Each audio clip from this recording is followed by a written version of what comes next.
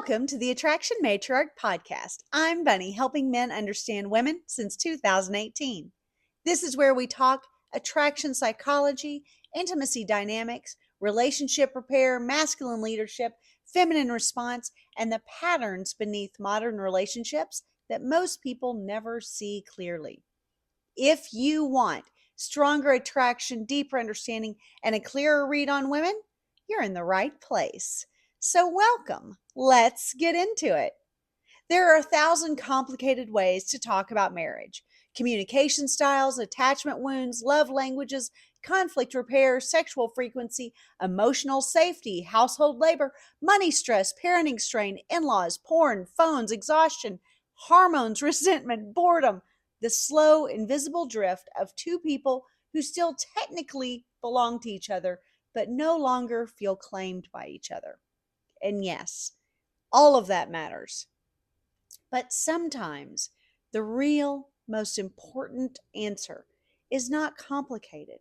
Sometimes the answer is simple enough to make modern people very uncomfortable. Make out with your wife. Not a polite peck on the way out the door, not a forehead kiss while one of you is scrolling. Not a dry little married people mouth tap that says, I acknowledge your legal presence in my life. I mean, actually kiss her. 20 seconds daily with intention. That may sound too small to matter, but in marriage, small repeated behaviors are never really small. They become the atmosphere, they become the expectation, and they become the evidence. A marriage isn't sustained by grand romantic gestures twice a year while the daily connection starves. It's sustained by the rituals that quietly say, you are still mine. I still want you. I still notice you, and I'm still here. Most couples who lose heat don't lose it all at once. They lose it by neglect. They stop lingering. They stop touching for no reason. They stop looking at each other like lovers. They become efficient, productive, responsible, logistical, coordinated. They're roommates with shared bills, shared children, shared calendars, shared exhaustion, and no erotic current running between them. Then one day, he looks at her and he wonders where the woman went. And she looks at him and she wonders where the man went. But usually they didn't disappear. They just got buried under years of functional contact without any romantic contact. The kiss is not just a kiss. The real kiss interrupts the roommate dynamic. And that's why this matters. It forces both of you to exit logistics and re-enter polarity. For 20 seconds, you are not co-managers of the household. You're not two tired adults just trying to get through the evening. You're not discussing the orthodontist, the mortgage, the trash, the dog food, or whose turn it is to pick up the kids. Your husband and wife, your man and woman, your lovers. And that distinction matters so much. A woman can live beside a man and still ache to feel pursued by him. A man can provide for a woman and still feel starved for her softness, her warmth, and her desire. Marriage doesn't remove the need for erotic recognition. It increases the consequences of neglecting it. When a husband kisses his wife with presence, he reminds her body that she's not merely useful to him, that she's desirable to him. When a wife receives him and responds with warmth, she reminds him that he's not merely an obligation in the house, he's wanted by the woman he chose. That exchange is powerful, and it doesn't require a weekend getaway, a perfect body, a quiet house, expensive lingerie, or a 5-star dinner reservation. It just requires a decision. We treat desire like a mood instead of a practice. This is where so many couples sabotage themselves. They wait to feel connected before they behave like connected people. They wait to feel desire before they initiate desire. They wait until life is less stressful, until the children are easier, until the money is better, until the schedule is cleaner, until resentment is fully solved. and until the stars have aligned over the marital bed. But that's not leadership, that's passivity. Healthy marriages don't wait for connection to magically appear. They build conditions where connection is invited into the room every single day. A 20-second kiss is one of those conditions. It's not a full solution to a broken marriage.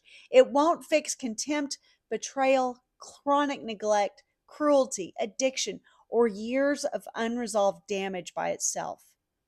But in a fundamentally decent marriage that has become cold, busy, distracted, functional, it can be a doorway. Because the body keeps score, but the body also keeps invitation. When you touch your spouse with tenderness, the nervous system notices. When you linger instead of rushing, the relationship notices. And when you kiss like you mean it, the marriage notices. And over time, those little moments begin to tell a different story. Not, we are drifting.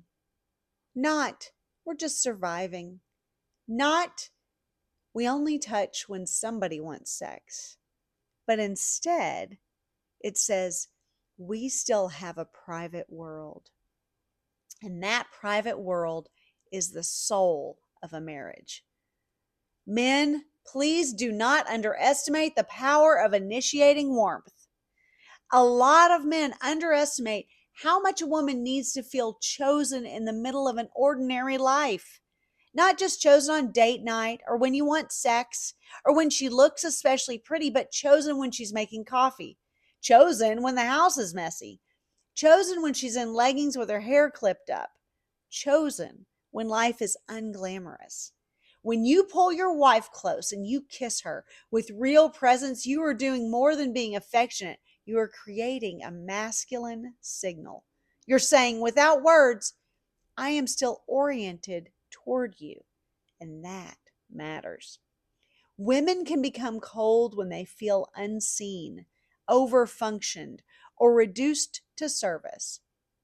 Men can become resentful when they feel rejected, criticized, or sexually exiled.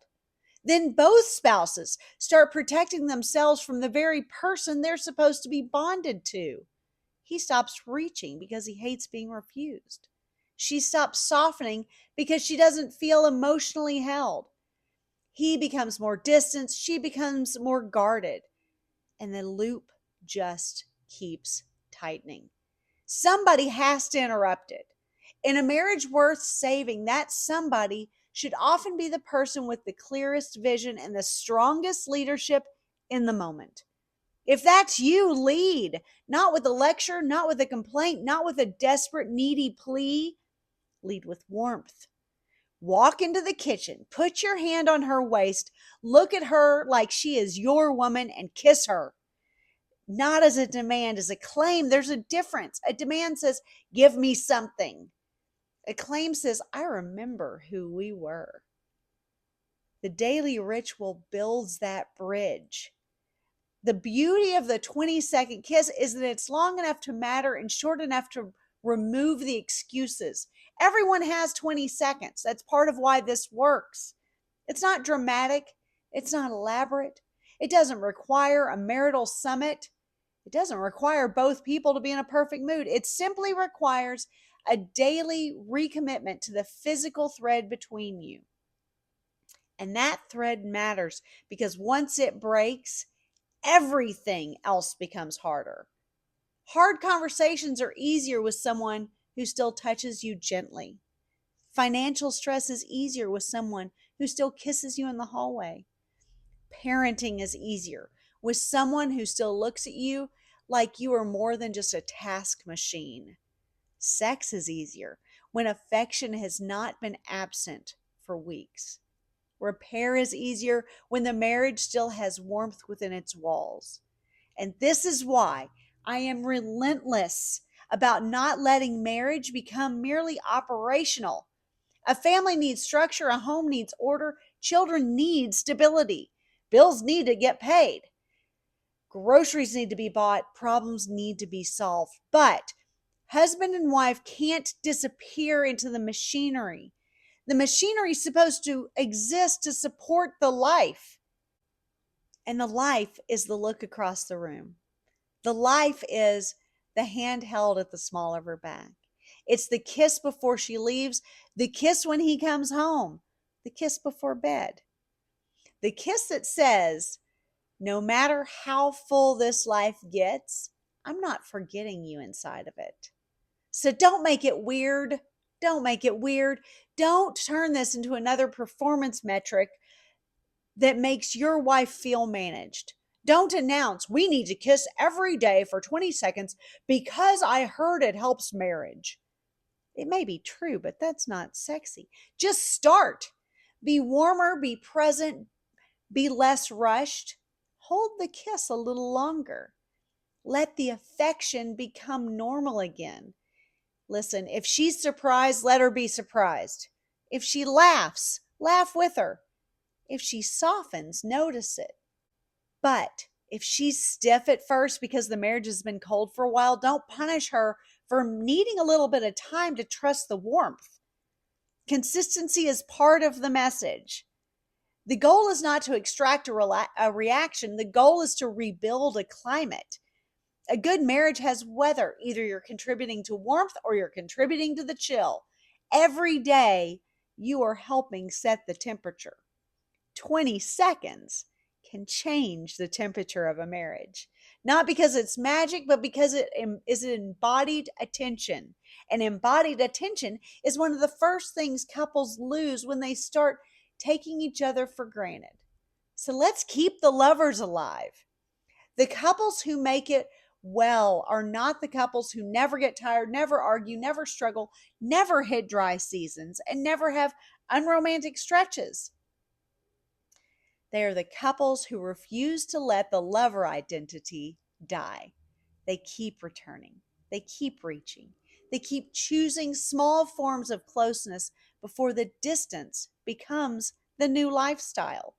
And that's the secret inside this kiss. It's not really about the 20 seconds. It's about the kind of marriage that protects the 20 seconds. A marriage where affection still has a place, where desire isn't treated like an embarrassing relic from the dating years, where the husband still sees the woman and where the wife still receives the man. A marriage where the home may be busy, loud, expensive, stressful, and imperfect, but the bond is still being fed.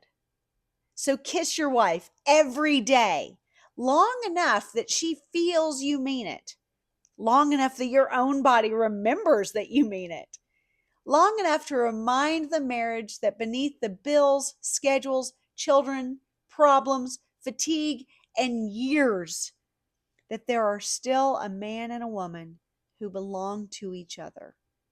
It's not silly, it's not small, and it's the maintenance of a sacred fire. This is the Attraction Matriarch. And in all things, I want you and your marriage to win.